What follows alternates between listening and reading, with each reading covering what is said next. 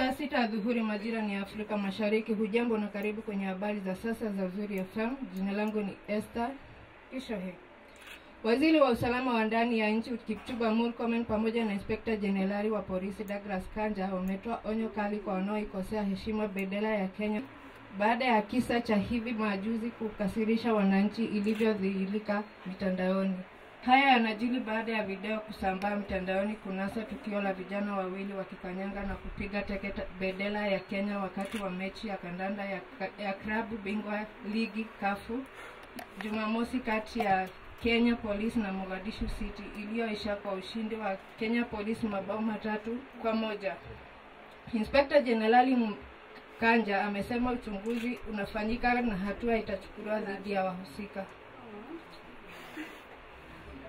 Kwingineko, wanafunzi wa shule ya upili ya wasichana ya Victoria iliyoko eneo bunge la Luilu wametembea katika taasisi ya Uzuri Thika wakiwa na madhumuni ya kuungana na wanafunzi wa idara ya mawasiliano na wanahabari na kujifunza mengi kuhusiana na taaluma hiyo. Mwalimu wao akizungumza amesema kwamba amefurahishwa na jinsi mafunzo yanavyoendelezwa na walimu haswa kwa njia ya utendaji maarufu practicals. Tukisonga mbele ni kuwa kombe la Carabao nchini Uingereza zilizochezwa hiyo jana usiku zimeingia kwenye hatua raundi ya 4 itakayohusisha timu 16. Matokeo ya mechi ya jana yalikuwa kama hivi.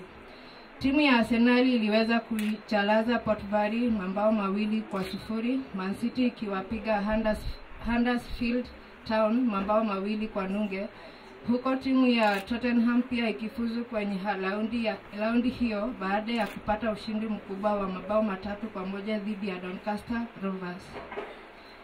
Zimekatika dakika 3 baada ya saa 6 majira ya Afrika Mashariki. Tukutane mwendo wa saa 7 katika habari za Uzuri FM. Jina langu ni Esther Kishohe.